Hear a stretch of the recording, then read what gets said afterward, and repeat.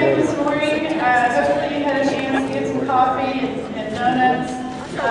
Maybe look at some of the boards that we have. We have a full morning, so we want to go ahead and get started. Really appreciate you coming out on this Saturday morning, especially the part of the Saturday morning that's not 109 degrees. So thank you very much. Thank you for helping us along this journey of downtown redevelopment. We continue the public process and getting feedback from you to help us continue to develop what it is we all want for downtown. So I'm going to very quickly just go through what we're going to talk about today and how the process is going to run today. And then Joe Esch with Wallace Vajali, our development partner, is going to introduce our architectural team as well as the IMPO operator and hotel operator and give a little presentation based on our current thinking and how we got to this point. We will then have our hotel operator and IMPO operator, multi-purpose venue operator, talk for just a minute and you'll get to meet them. We'll have a presentation on placemaking, which is how this all feels, how it all works together, green space, walkability. Joe will talk about, again, our current thinking on the land plan that you've all probably seen and it continues to develop. And then we'll go into breakout sessions. And you're all sitting at the tables where we'll have those breakouts. And you'll have about 45 minutes to answer several questions, which I'll go over a little bit later. And to talk among yourselves and brainstorm and help give us feedback on what you want to see in the Civic Center area. And then after that, there'll be about 15 minutes for each group to take about a minute or so to report back to everyone what your group came up with. So at this point, without further ado, I'll turn it over to Joe Esch with Wallace Vajali. Thank you, Melissa. Good morning. Thank you all for coming. This is the next in the series of public discussions we've had on this project. It's a pleasure to be with you here today. I'd like to thank the Mayor, the City Commission, and Jared and his staff for also being here. The project that we've been working on and with y'all's input could not happen in a public-private partnership without a good public partner and without the partners we have represented here from Downtown Amarillo Inc. to the TERS, to Center City, to all the folks that are involved in this community and have helped push this project forward, as well as the input of the folks who are here today. So we appreciate you all being here. Our goals are to help move the project forward, and we're doing that through a series of public discussions. We're providing you with an update on information, our current thinking, and certainly soliciting your input. We want to make sure that that feedback that we get can be incorporated in a timely fashion. So, as you may recall, our goals and objectives are to come back to the City Commission by mid-August with a recommendation on a go, no-go, as well as what the project looks like and how it can be funded and how it can be sustained. To back up a little bit, it's always good to revisit the roots. The roots of this effort are over 20 years old. And from 1985 to 2006, people recognized that the downtown was not growing in value or in usage. It was declining, as a matter of fact. In a period of time when the city assessed value more than doubled, a little over 100%, downtown grew at 2% in that same time period. So 0.1% per year. It wasn't even keeping up with inflation. Folks recognized at that time that there was a need to look at downtown and look at how you can revitalize the community from this area. A strategic action plan was created with community input. The goals at that time were to attract family-oriented values, venues, events and programs, support the Civic Center area where we're located here today. I was talking to Sherman, and he said that on average, I don't know if you know this, between the Globe News Center and the Civic Center, almost 700,000 people visit these locations per year. And that's quite a draw to the community. How can we add a multi-purpose venue, shared parking, and attract development urban lifestyle? How can we create a place which is simply put, as it was coined, my town, my downtown? And that phrase actually came from one of the public meetings that we had with the director he commented to us, he said, every place I've been, the strength of the community is measured in the strength of the downtown. Since February 15th of this year, when a development agreement was signed with the city, our firm has done a number of things. We've selected to proceed concurrence on the architectural team, on the engineering team. We've also provided a preliminary pursuit cost budget. One of the things I come back to is the cost for this effort, the cost that has incurred in the plannings thus far, rests with our company. The city is not spending monies in the pursuit cost for hiring the architectural engineering teams, hiring the firms that are involved as a part of our team, as you'll see. That's all on us. It's at risk. And so one of the things that we've done is we've provided a draft pursuit cost budget to the city so that they can review that. We've also recommended legislative efforts, creation of a tool that would allow us the flexibility of utilizing hotel occupancy tax that is collected. If you stay in a hotel in Amarillo, there is a hotel occupancy tax that's collected locally, and there are limits on its use. Working with the city, we were able to have an amendment to a House Bill 970 that was already introduced that allowed for the flexibility of citywide hotel occupancy tax to be used for the multi-purpose venue. We've engaged an investment banking firm to help us in putting together a financial program that will ultimately be presented to the city for their consideration. We're looking at other funding tools to make a recommendation to the community, and we engaged an appraiser to determine the current value of the hearing. One of the other elements of our development agreement included that we wanted to make sure that we evaluated the hearing as a hotel opportunity for this project, as well as a ground-up build.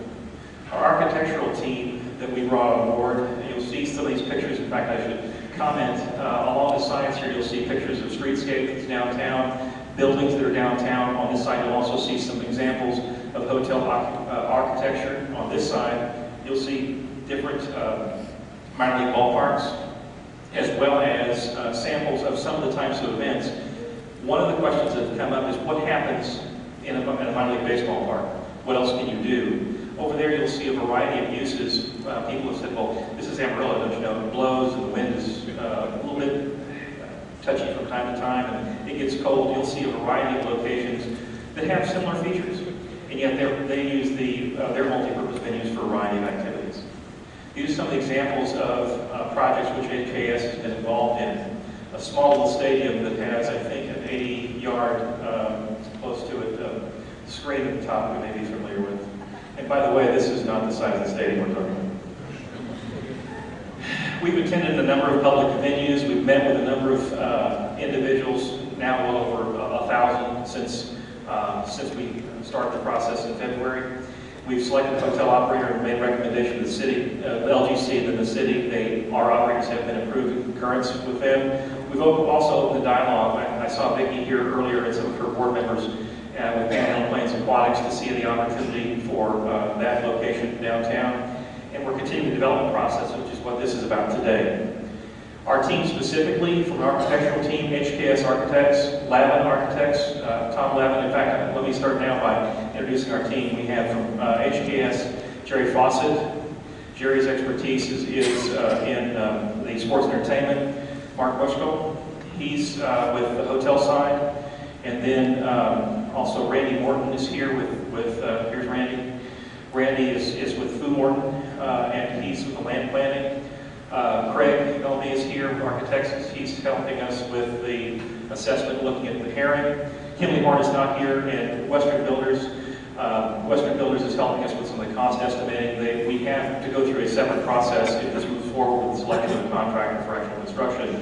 But this is the process the team we're looking for from a development. Financial services, Estrada Hinojosa. Well, let me finish, actually, I'm getting ahead of myself.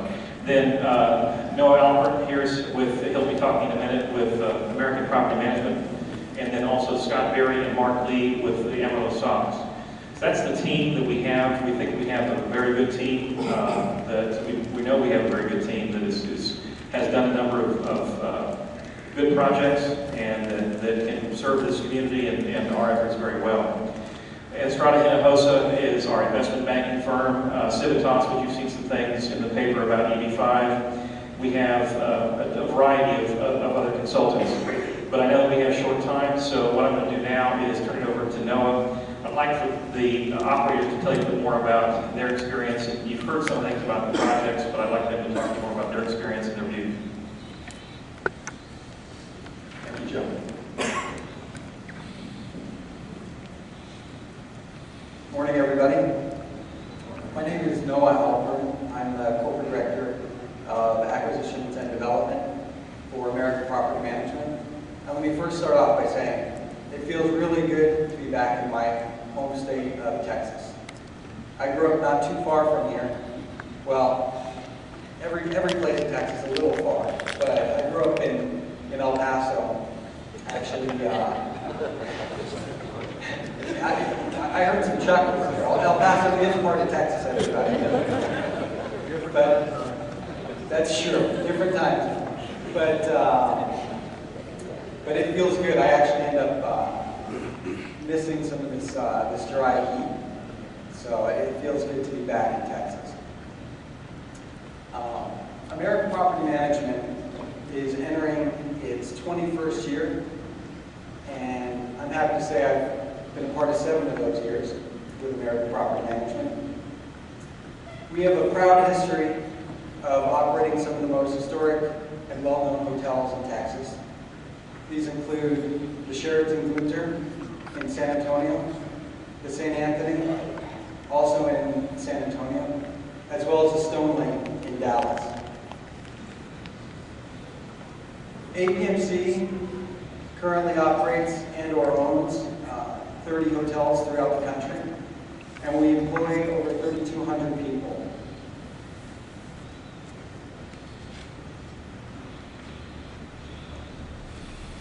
All right, specifically about this hotel project that we're really excited to be a part of.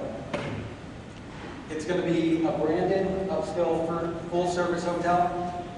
It's going to have 300 guest rooms, 22,000 square feet of meeting space, which will be broken out into a 14,500 square foot ballroom and a 4,500 square foot junior ballroom. There will also be additional boardrooms and breakout space.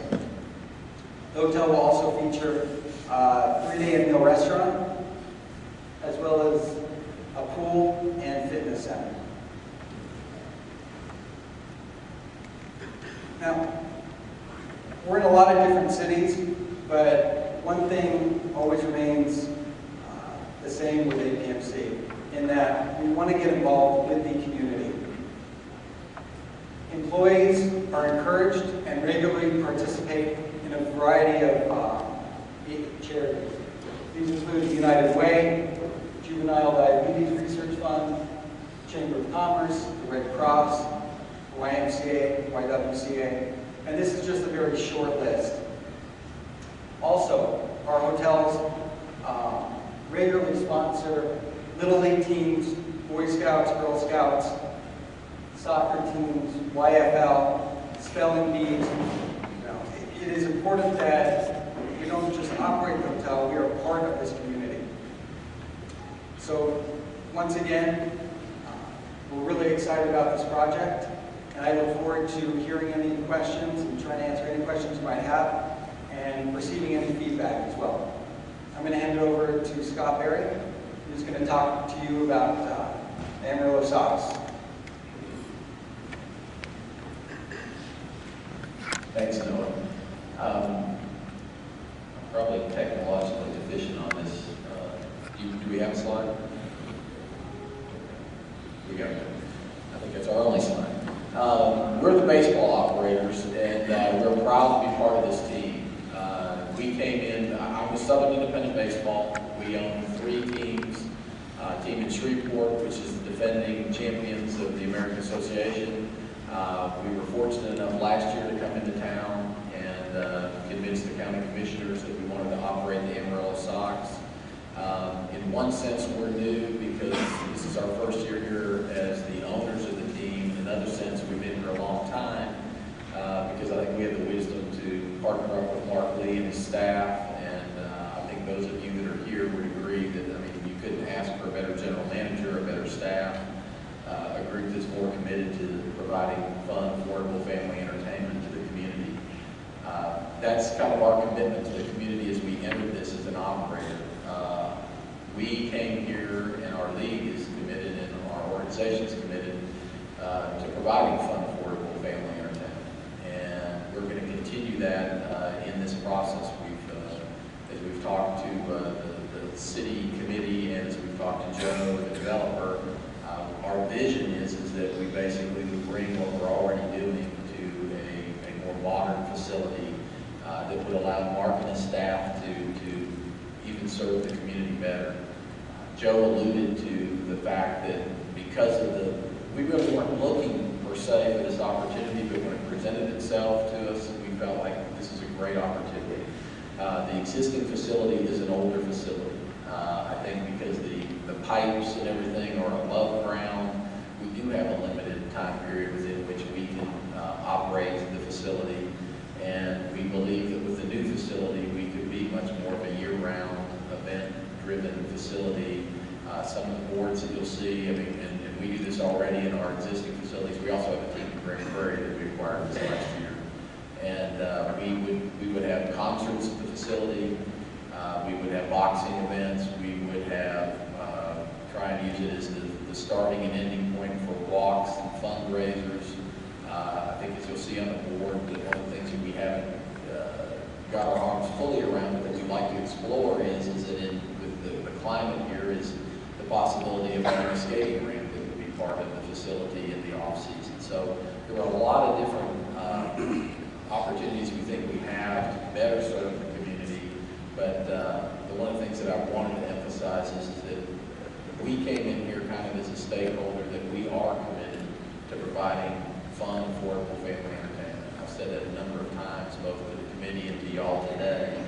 That's kind of one of our mantras as we move forward, is we're committed in this project to providing the same as the operator of the ball club. We want to be part of the community. We want families to be able to come out and enjoy baseball, to enjoy events, and be able to do it with their family and not have to rob their savings accounts to do that. In this day and time, if you go to a major league event, it is a major financial transaction often, or it's a corporate transaction where somebody's using corporate seats. We'll have some of that, and we think that the facility that we're talking about, that we've talked to the architect, and I do want to say that was one of the things that was very pleasing to us, is that HKS got selected as the architect, because I know Jerry, and I've worked with him before, and I think that they bring a really strong background to have the best facility that we can have for baseball in Amarillo. So we're excited. We think this is a great opportunity for the community. We think it's a great opportunity for us and for our baseball team. So with that, I'll turn it over to Randy Morgan and let him speak about the urban design.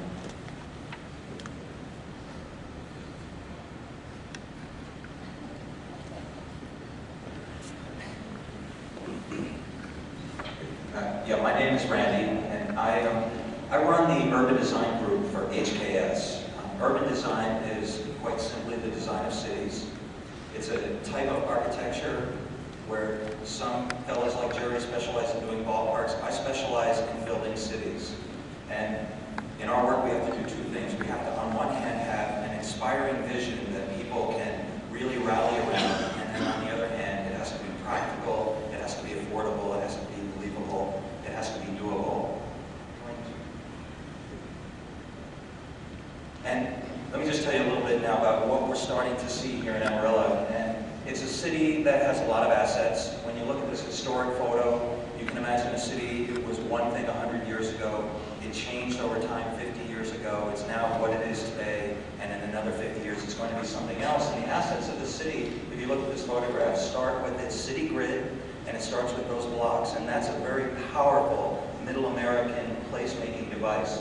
Each of those blocks, 300 feet by 300 feet. So every block you're looking at is about 2¼ acres of land. Tremendous opportunity. And that grid is what really shapes the character of the city. The other thing that's good about the grid is that it's extremely flexible. It can start out 100 years ago as kind of a small horse trading town, and now it's grown into a corporate center for certain activities, and the grid is extremely flexible, and you'll see how we try and use that in order to make places for development to happen. You have a good stock of buildings, and often when you hear about cities, you think about individual buildings. Some of them are powerful enough that you can build entire plans around them. And you've also got a good stock of streets, starting especially with Polk Street on the upper left, with 6th Avenue on the upper right. And then you've got a good stock of parks that we can start with the county park downtown, which is extremely important. We'll go through some lessons about that. And then I love the Chamber of Commerce, which is not necessarily a park, but it's a park-making strategy where a small building sits in the middle of green, and so you can get building and you can get park at the same time. When I look at this photograph, I see the opportunity pretty clearly. You see a lot of vacant land, you don't see very many buildings. And on the left-hand side of the slide, where the courthouse, park, and buildings are grouped, you'll notice that 8 buildings are grouped around that park. And not only are they normal buildings, they're pretty substantial buildings. And the value of that park and the power of that park to cluster development is the primary lesson that I would like everybody to start thinking about here this morning. And the opportunity on all of the empty land to shape the future. When you look at this drawing, we counted all the park space downtown, or in the city center area, let's call it. You have about 2.5 acres of park in a very, very large area, about 200 acres of land. So you've got 1% of your land covered by parks. But in a normal city, you expect maybe 20 or 30% of the land to be covered by parks. So what we're trying to do is establish a very achievable goal of maybe 10% of the land being covered in parks. So we're going to talk to you about introducing maybe 10 to 12 acres of parkland. And so we have started our work right where all the previous work is left off. On the left-hand side is the preferred land use plan that we've all been coming to meetings and learning about. And we'd like to talk about introducing open space into this plan, especially particularly on the right-hand side, where we can think about something we'll call Civic Plaza, which would be an open space in front of this building all along Buchanan. And if you look on the upper left, that's the character and quality of the space that's in front of this building here today. The quality and character of the space that's in front of City Hall, compared to what other cities have done down below, where they've taken their civic center and they've really unified all of their places. And in fact, if you go around the country, you can see there are a number of examples of long linear plazas that are examples where one space organizes a number of buildings.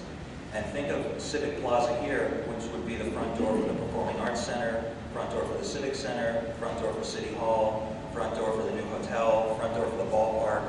And so when you say, let's go down to the Civic Center area, you'd be talking about a group of things. And so it provides a place for a lot of development opportunity.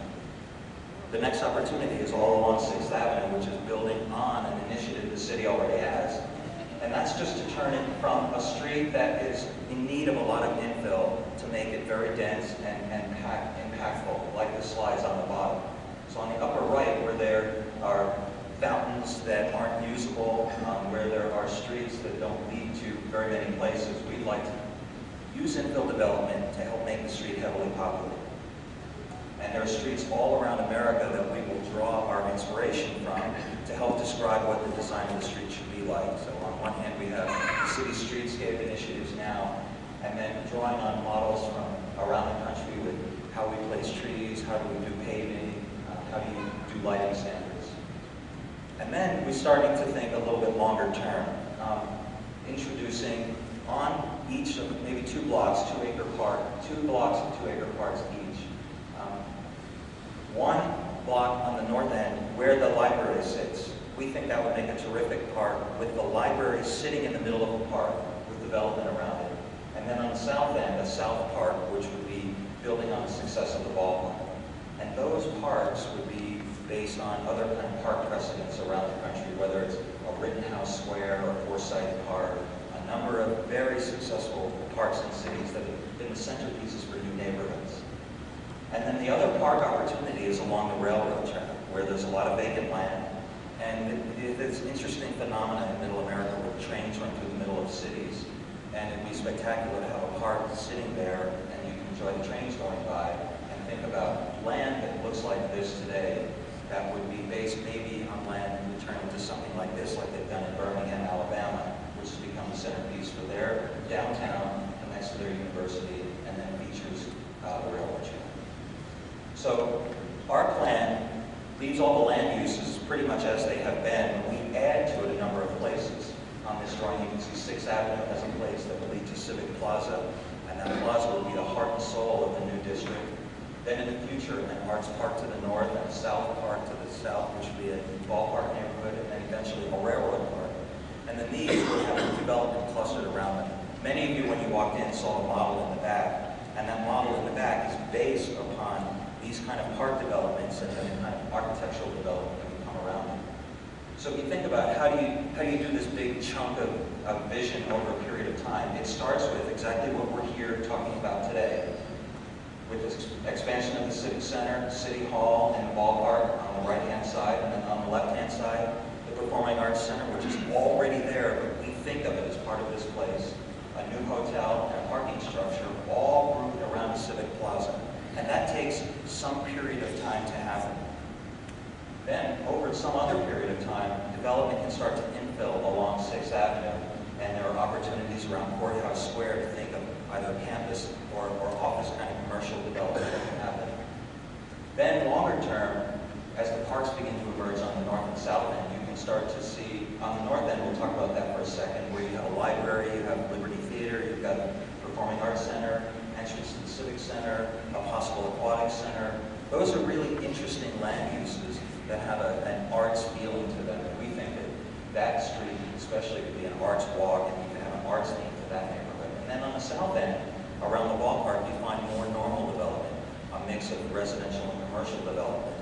And the key would be streamlining the opportunities so when developers came in and either wanted to do office or residential development, you wouldn't get in their way. You'd make a process where they could work quickly. And then eventually, or maybe even in the early days, you work your way over to the railroad park. And before you know it, over some period of time, in little bits of increments, just built around a few small parks. The railroad park about 7 acres, 2 other parks about 2 acres, Civic Plaza about 3 acres. Only 12 acres of park, we've been able to establish 47 new acres of development opportunity. And think about the first slide. Now all of a sudden, every development block is now attractive because it's either associated with an existing place or it's associated with a park that's coming online. And so it's really about building Amarillo's future. And 3 images on the left. First, at the human level, the pedestrian level of walking around. And then in the middle, the scale of each individual place. And then on the right, the scale of the entire city as what this vision is hoping to achieve. So I guess now I have to turn it back over to Joe.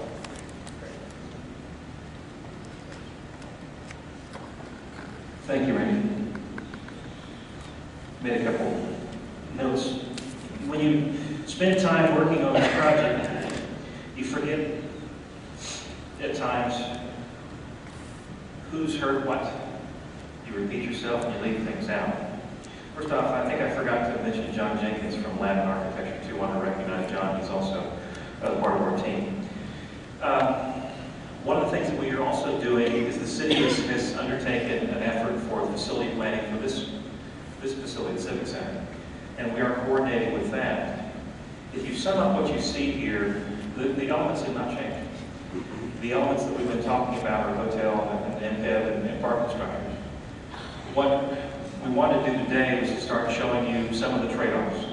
When we looked at how to move forward, you could build one facility and another facility and just put in places. And you would make a monetary investment and wouldn't maximize the return. What places have shown, what developments have shown time and time again, is that the opportunity to maximize your effort is about the placement. How do you make people enjoy the area that they're coming to and have a variety of things to do? How do you make a clicker work when you're trying to make a clicker work?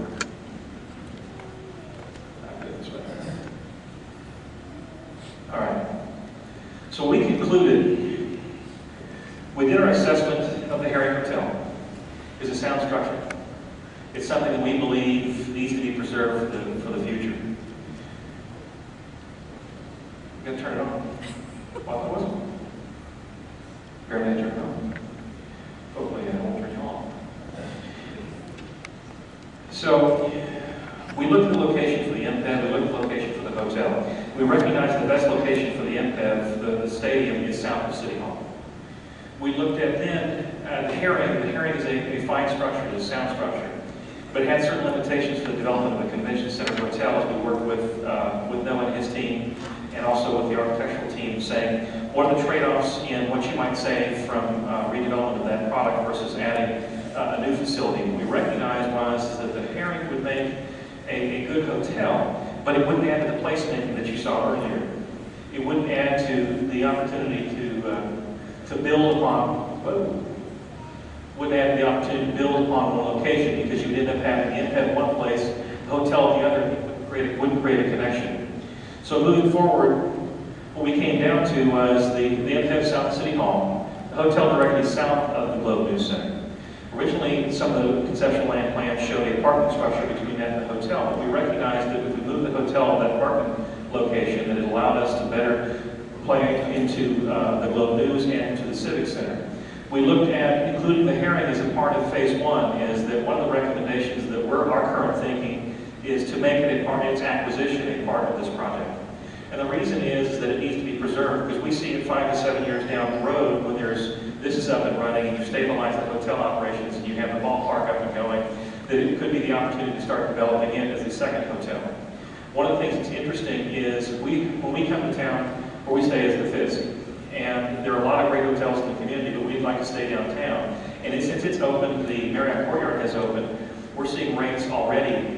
Just the other night, a gentleman walked in while I was grabbing a tea from the Sunday shop, and they quoted $159 a night.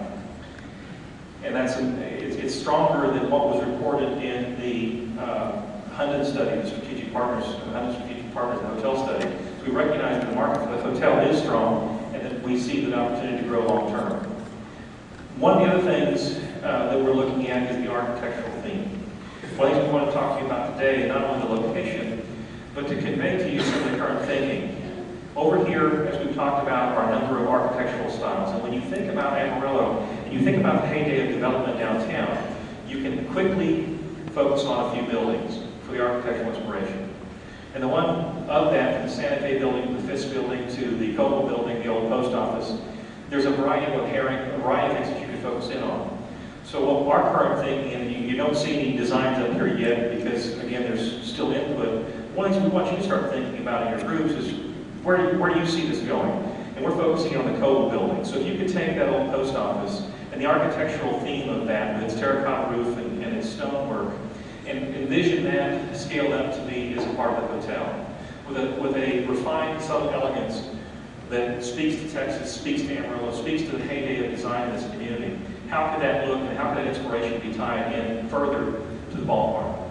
So that's where we're going with some of these elements, to build upon the design, to set the standards. You have the design standards in place. How can you do that and start to set the feeling for the community long term? And it can be done, we believe, within a budget. We see structured parking as a part of that, and one of the things that I should have mentioned to you, in addition to the parking that's south of the hotel, we're envisioning that the potential of parking structure could be, and all this, when you look at these things, this is not what will be yet, this is what could be, because we're still in that input stage. There's been no final decisions. We're also thinking about the ability to have a structured parking behind City Hall, that during the day provides parking for the City Hall, and during the evenings or during some events could service this building, could service the MPED, could service a number of things. Future phases as it goes, locations for supported uses. We have undertaken a market study, and so far we're looking at the market studies coming back close to 100,000 square feet as this gets built with additional supportive commercial uses. There's over 600 residential units over a period of time that could be absorbed. We see the warehouse district and other things being developed. These are things that come outside a public realm of participation. It is the private development that can occur, some of it through our efforts, and some of it, as we've seen in locations, whether it's the things we've been involved with in Waco, or what you can count on a number of other types of developments. This becomes the catalyst that spurs up the development. In our experience in Waco, where we invested $80 million, has resulted in $300 million being spent in the community around that area. And that's, if done well, that's why placemaking is important. That's what it creates the opportunity to generate additional investment.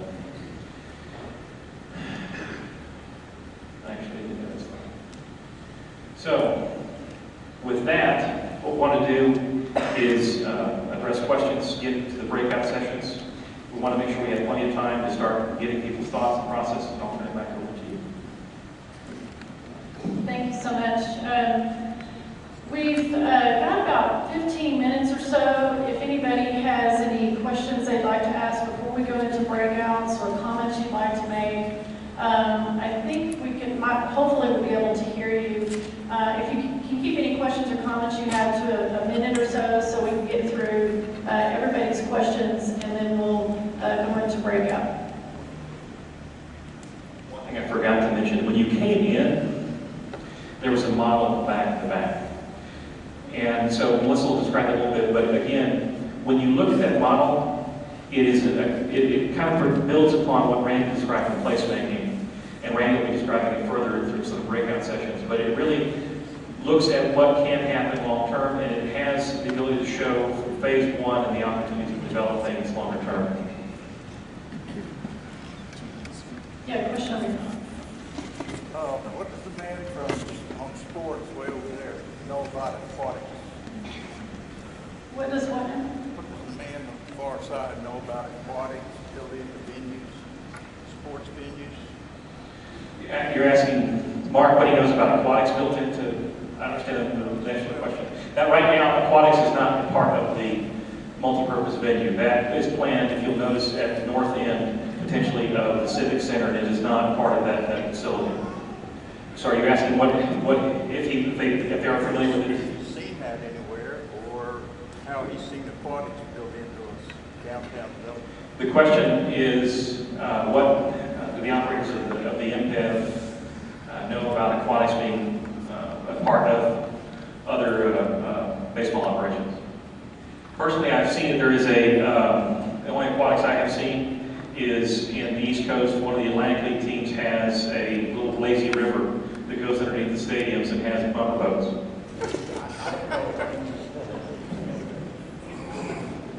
I'm not familiar with any ballparks that have had an aquatic center. Now, I am familiar with, a lot of times where you'll have a ballpark development and different ancillary developments will come alongside of it.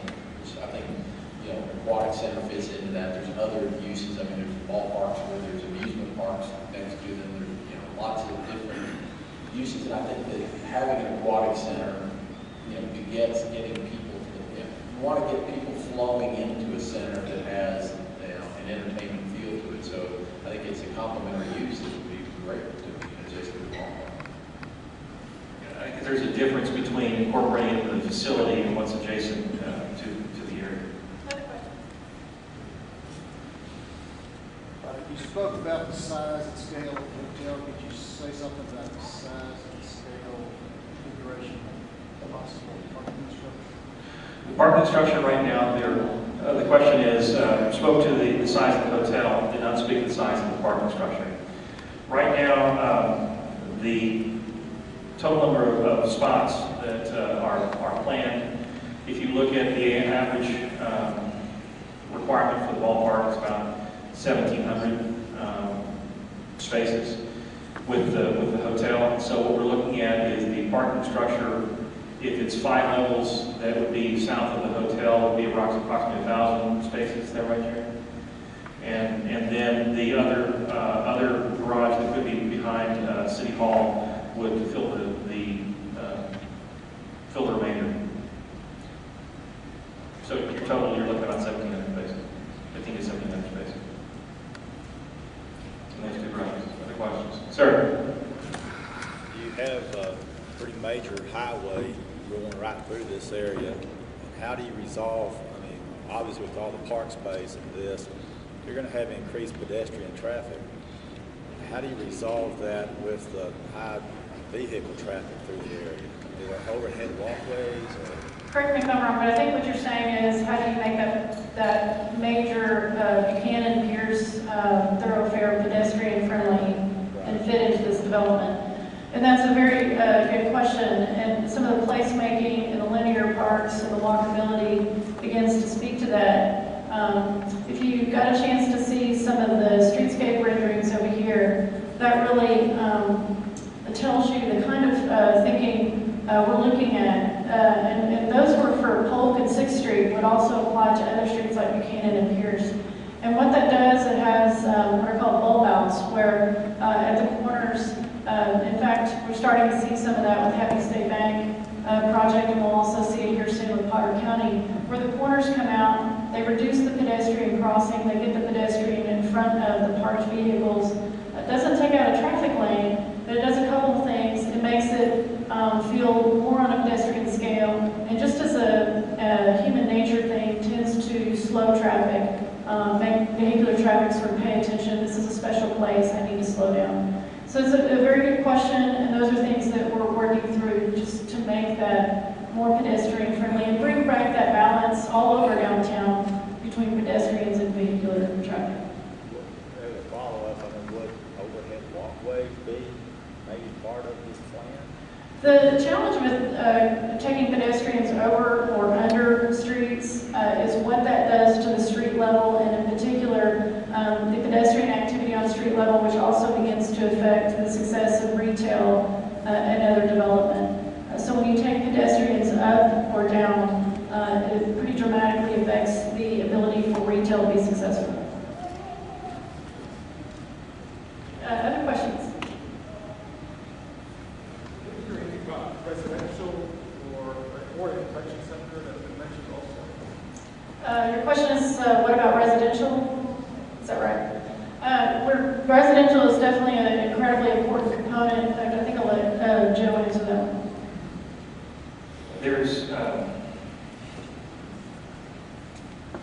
We see residential as an opportunity now.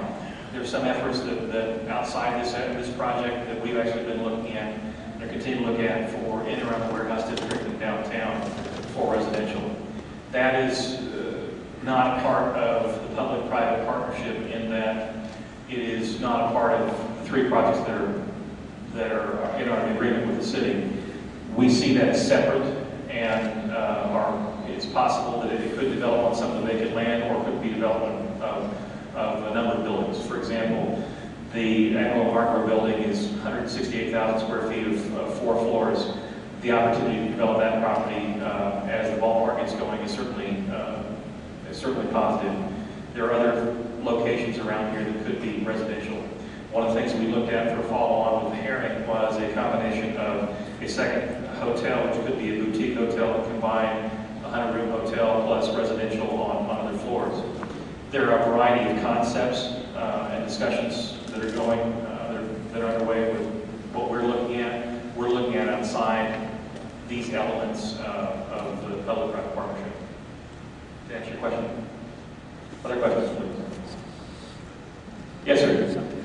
I understand the aquatics, aquatic facility plan is part of the downtown project. The question is, you understand it's not part of the MPV at this point, but is it, you're asking the question, is it part of the overall planning? Yes. If you look up the top, this is consistent with the earlier plan that shows a possible location for the aquatics. Ultimately, we don't see that as a phase one effort. There are a number of reasons for that, one of which is, I think there's a lot of work right now that's not part of the development agreement we have in the city. I think there's a lot of work to introduce it right now.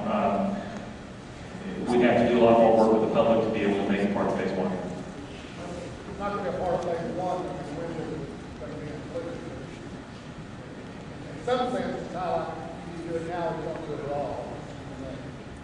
Well, I guess I put it this way: if there's no phase one, there's no follow-on phases. So you have to get through these projects to be able to move forward. And I can't tell you exactly when it would be, because that's would be as these other things got developed.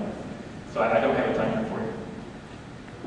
Just a quick comment on that, and really all these future phases we've been talking about. Downtown development will go on for a long time. Our intention is not to do this first phase and then we're done. So there's definitely going to be more projects that come, and the idea with this is that the first phase will make additional phases feasible. Other questions?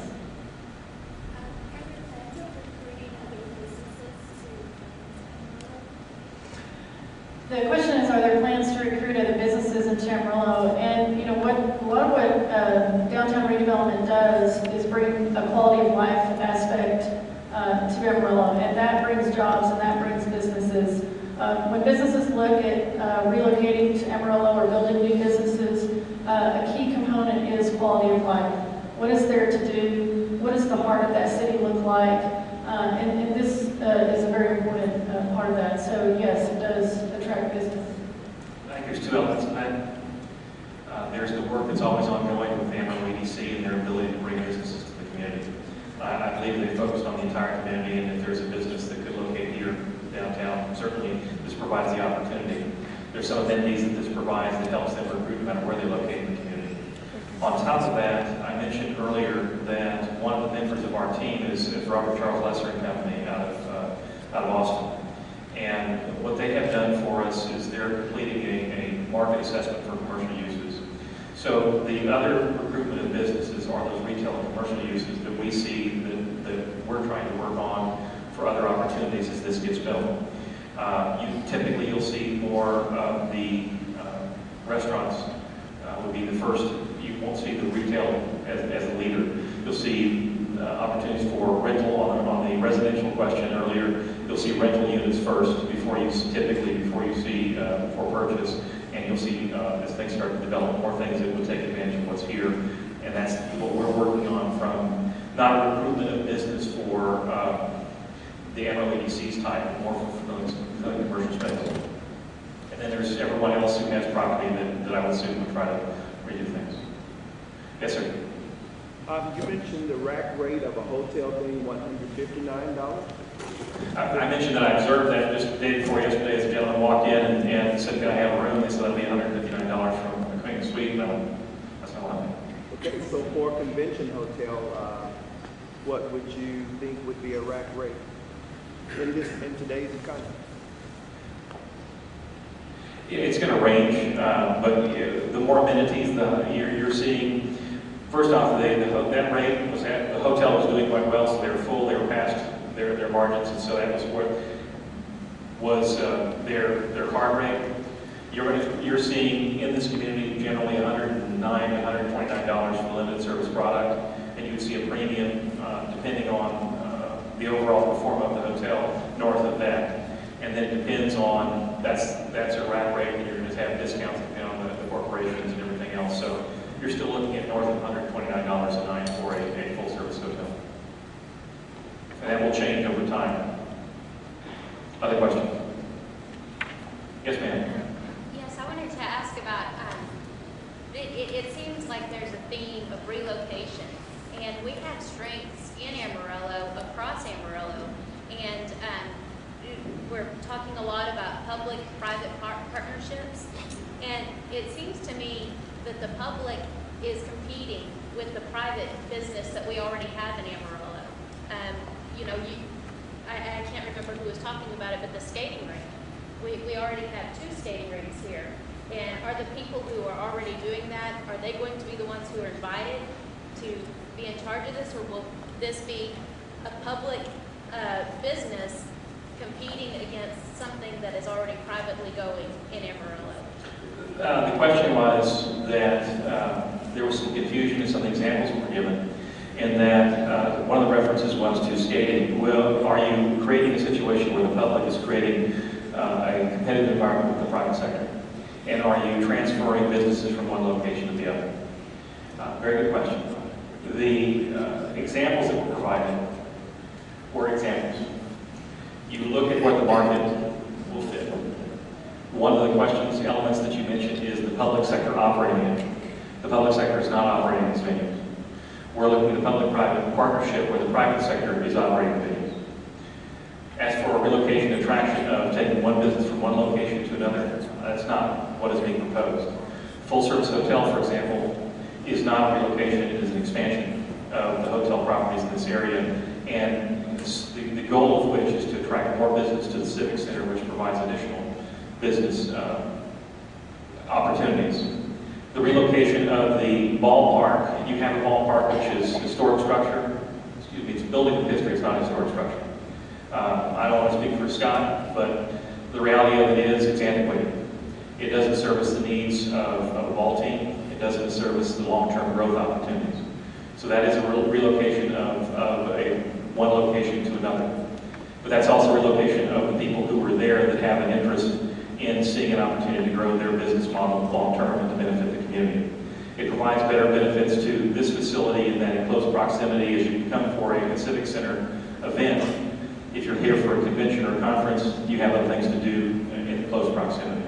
So that's the only example that I can point to where you actually have a relocation of one business location in this development from one location to another within the community. Right, and so in fact, will that take away from Potter County? Isn't Potter County making money from that ballpark?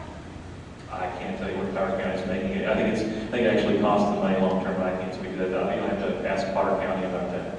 It's a facility that has a lot of good memories, but I don't see it as a long term opportunity to support baseball. Do you guys have any other comments that you would offer on that?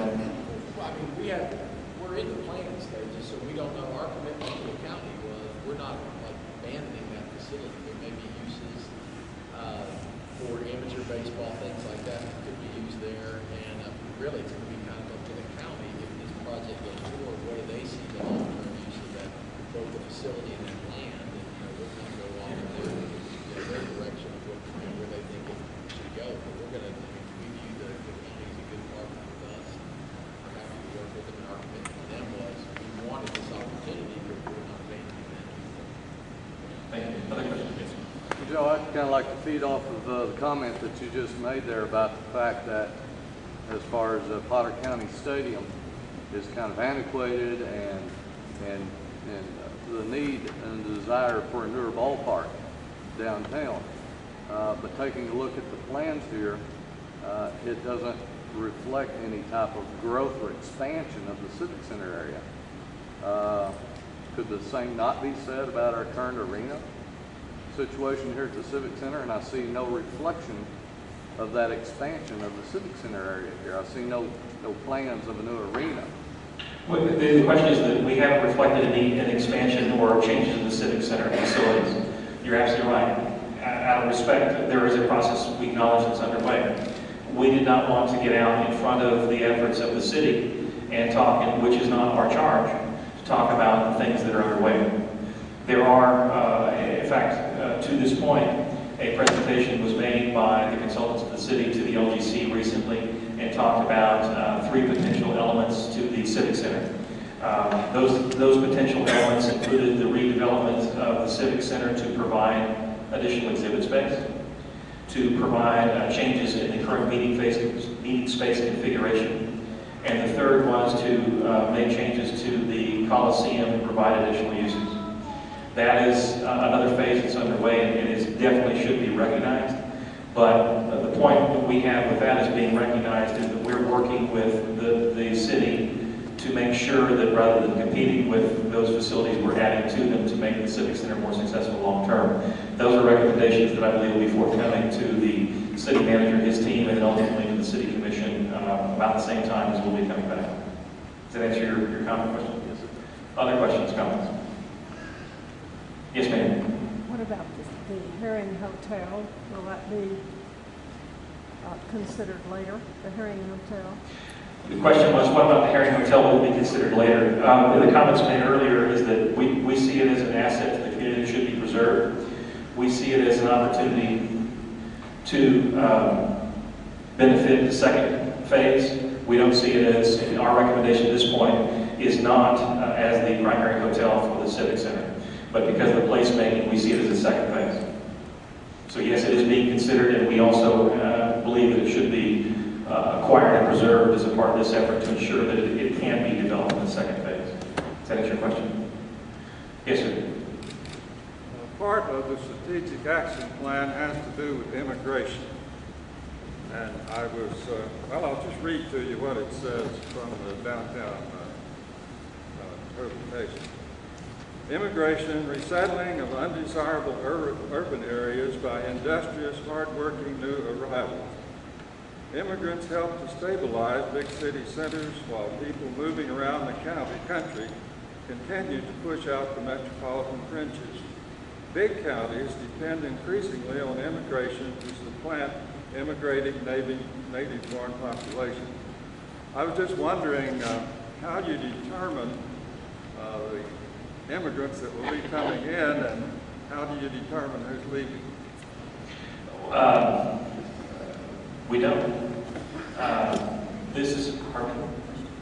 The question was, they're reading from, I think, the strategic plan, which I'm not familiar with that inclusion in it, but reading from the strategic plan that was created in 2008 of how the immigrants to a community and how they drive, this is restating your question properly, how they drive growth and the changes over time. Is that your, how do we determine then who comes and who leaves?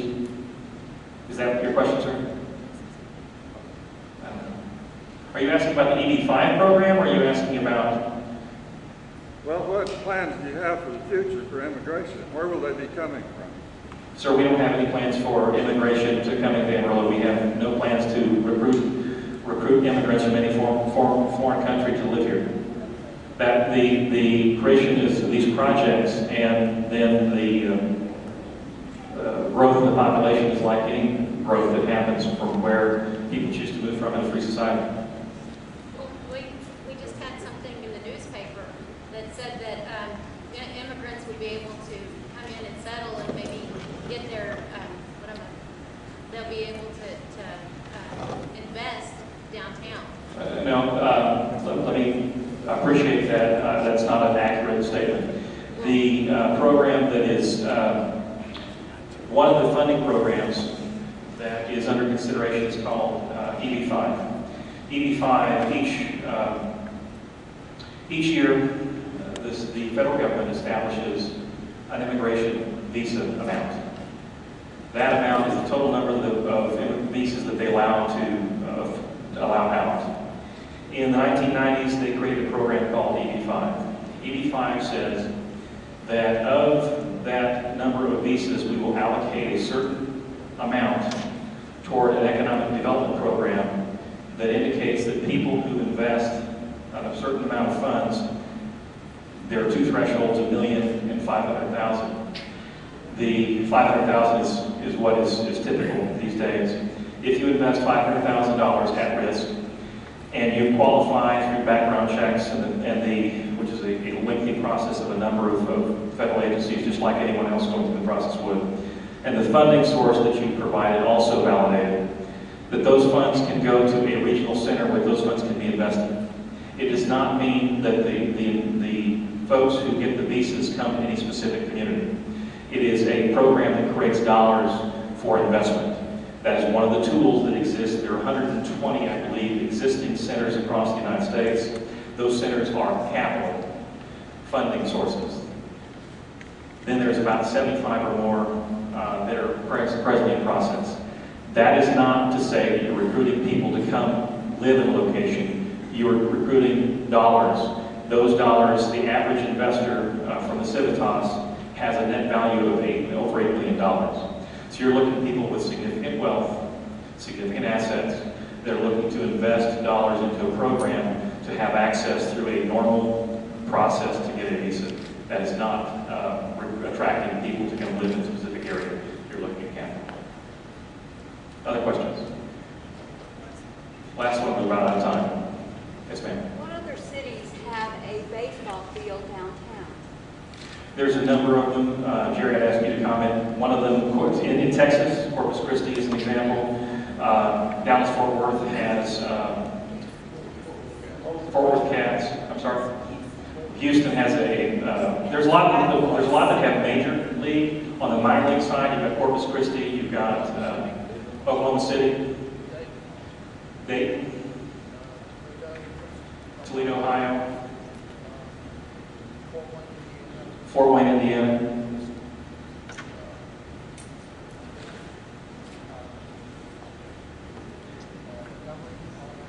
Montgomery, Alabama also has. There's a number that have minor league ballparks. There's several that have majors, but minor league ballparks. There's a variety of communities that have downtown minor league ballparks. Well, I just don't believe that our baseball field over there is very far from downtown. As a citizen, I just don't like the idea of putting in the money of having it come here downtown, whereas those cities that you named are large cities. We're limited to the amount of monies that we have. And I love our baseball team. I love I like the access to our baseball team when I go, and I love downtown, and I want it refurbished downtown. And I think as a long-term growth, I personally, in my personal opinion, that where the baseball field is right now is sufficient. As we grow, downtown needs a lot of work. That's my opinion. Thank you for your opinion. Thank you so much. If there's other questions, our whole team will be here afterwards, and you can visit with me or any one of the architectural team or Wallace Michelle. At this point, to respect your time on Saturday morning, we want to move into the interactive portion of this design workshop. We're going to, you're already in groups. For those of you who aren't at a table, particularly at the back where there's a lot of folks kind of not sitting at a table, there are seats up here. If everybody could find a seat at a table so we can have them kind of evenly dispersed. We've got about 45 minutes for our breakout session. You'll notice that at each table you have a big Post-it pad to write on. And what I would ask for you to do is to find somebody in your group that's willing to take notes on your comments. We're going to take those with us today, so we really want to capture what your group is thinking in those notes. You'll have about 45 minutes to answer 3 questions. And here are those 3 questions. Oh, Joe, can y'all help us hand those out? To answer 3 questions. The first one is, what architectural character, exterior look, construction materials, what do you want these facilities to look like in a convention hotel and a multi-purpose venue? And also thinking about the historic buildings that we have, in particular the 20s and 30s when we had some of the buildings built that you saw earlier on the screen that you're all familiar with. What should we draw from to make sure these facilities are Amarillo? They're uniquely Amarillo. How important is green space in parks to you? And how do we incorporate those green spaces? And what kind of amenities do we want to see? How do we make this a great place for everybody to come to? And then lastly, what kind of activities, both programmed as well as built-in, besides baseball, do you want to see in the ballpark? And by that we mean programmed or events that you bring in, be it concerts, Little League campouts, or what have you. Built-in means there's a climbing wall, there's a lazy river, or what have you, built-in amenities. So what kinds of things do you want to see? We're handing out those questions, so you have those in front of you, as well as there's a packet of images that you can use as you start thinking about these questions. Feel free to write on those, make notes on those. There's some little glue strips that you can use to put those on your Post-it pads if you see ones that particularly speak to you. However you feel comfortable doing it, just make sure that we can understand or we can look at those and know what you think. And then after the 45 minutes, we'll have about 15 minutes for everyone to, about a minute or so a group for someone to speak for your group and say sort of the key points that you think. As we go through this process, we're going to take about 5 minutes for a couple of tables at a time for Randy Morton at the back to show you and talk you through the model that hopefully you saw coming in, so that you have a better understanding of what we're looking at to help you with these questions. So we'll come to your table and ask you if you could come back there for just a few minutes to take a look at that. I think that's it. The team will be kind of wandering around. If you have any questions, feel free to come up to one of us or ask questions. Also, feel free to go up to the boards if you want to look at those again. Thank you so much, and I'll let you know when we have about 10 minutes left or so you can wrap up.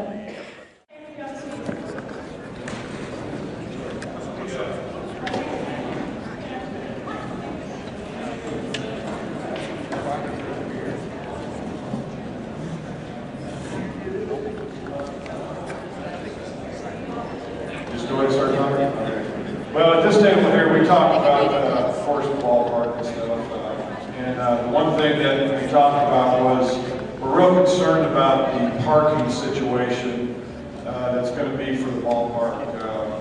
Knowing the fans, you know, for the last 8 years at the old ballpark out there like I do, you know, I don't believe that right now, the way it looks, if there's an event going on at the Civic Center, the Performing Arts Center, and the ballpark, there's going to be enough parking to handle all that.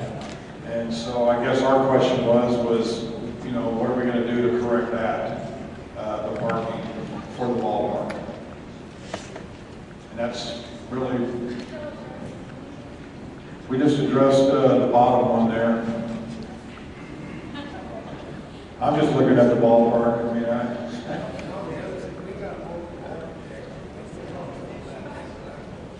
oh yeah, we liked everything else. I'm just worried about parking at the ballpark. That's it. I'm sorry to be one-sided here, but that's all I got in my mind right now.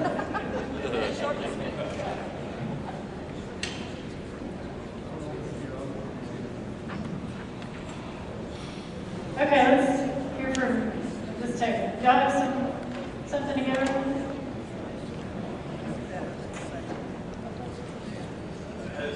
We're interested in maintaining the integrity of the architecture of buildings that already exist.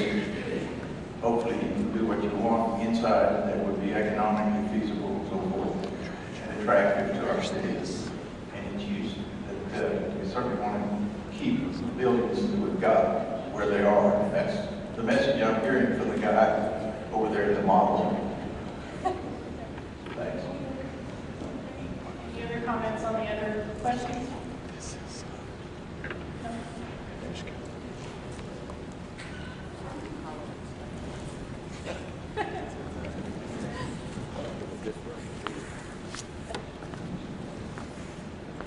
As far as the architectural character, the idea that we had was neoclassic, and we kept coming back to the Coble building as kind of a sample or as a kind of a model for some of the design that we thought should happen. As far as the convention and the hotel, we thought obviously it's vital to have the hotel near the Civic Center to take advantage of the meeting venues so that you could have conventions using both the hotel and the Civic Center. And green space, obviously the water situation is vital. It's nothing new. The use of bricks as part of the green space idea as well. And then children and family friendly, overcoming the idea that it's going to be safe to come downtown. And then the last thing about the activities, that to me was one of the more exciting things, is to see what we could do with the ball field other than play baseball. Some of the outdoor concert ideas, outdoor movies for the summertime for families, community use such as graduation for the schools or WT or something like that. And then amateur athletics was another idea. Okay, thank you so much. You may have to come up here. I don't want us to trip.